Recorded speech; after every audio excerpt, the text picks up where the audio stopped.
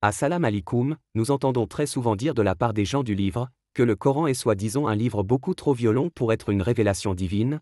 La même chose pour le prophète Mohammed, d'après eux encore une fois, c'est un personnage trop violent pour être un véritable messager. Eh bien, nous allons leur présenter des passages, dans leur propre livre, qui démontrent qu'il n'y a pas de livre plus violent que la Bible, et que les prophètes cités dans ce livre ont porté les armes, participé à des batailles, et conduit des campagnes militaires. Dans cette vidéo, nous allons voir l'épisode qu'a vécu Abraham dans le livre de la Genèse chapitre 14. Genèse chapitre 14. Ceci arriva du temps d'Amraphel, roi de Sénar, d'Arioc, roi d'Élazar, de Kédorlaomé, roi d'Élam, et de Tidal, roi de Goïm. Ils firent la guerre à Béra, roi de Sodome, à Birsha, roi de Gomorre, à Shinab, roi d'Adma, à Shemébé, roi de Séboïm, et au roi de Béla, la même que Soar. Tous ceux-là se réunirent dans la vallée des Sidim, qui est devenue la mer du sel. 12 années, ils avaient été asservis à Kédorlaomé, et la 13e année ils s'étaient révoltés. La 14e année, Kédorlaomé s'avança avec les rois ses alliés, et ils défirent les Rephaïm à Ashterot-Karnaïm, les Ouzim à Ham, les Émim à Shavekiriataïm. Et les Horéens dans leurs montagnes de Séhir, jusqu'à la plaine de Pharan qui borde le désert. Ils revinrent marchèrent sur En-Mishpa, la même que Kadès, et dévastèrent tout le territoire de l'Amalécite et aussi de l'Amoréen établi à Assasson-Tamar.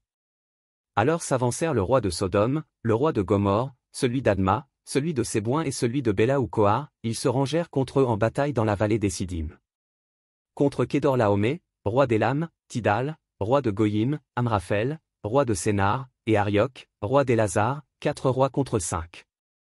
La vallée des Sidim était remplie de puits de bitume, le roi de Sodome et celui de Gomorre s'enfuirent et y tombèrent, les autres se réfugièrent vers les montagnes. Les vainqueurs s'emparèrent de toutes les richesses de Sodome et de Gomorre et de tous leurs vivres, puis se retirèrent. Ils prirent aussi, avec ses biens, Lot, neveu d'Abram, qui était alors à Sodome, et se retirèrent. Les fuyards vinrent en apporter la nouvelle à Abram l'Hébreu. Celui-ci demeurait dans les plaines de Moré l'Amoréen, frère d'Eshcol et d'Aner, lesquels étaient les alliés d'Abram. Abram, ayant appris que son parent était prisonnier, arma ses fidèles, enfants de sa maison, 318, et suivit la trace des ennemis jusqu'à Dan. Il se glissa sur eux la nuit avec ses serviteurs, les battit et les poursuivit jusqu'à Oba, qui est à gauche de Damas. Il reprit tout le butin, ramena aussi Lot son parent, avec ses biens, et les femmes et la multitude. Le roi de Sodome sortit à sa rencontre, comme il revenait de défaire Kédorlaomé et les rois ses auxiliaires, vers la vallée de Chavé, qui est la vallée royale.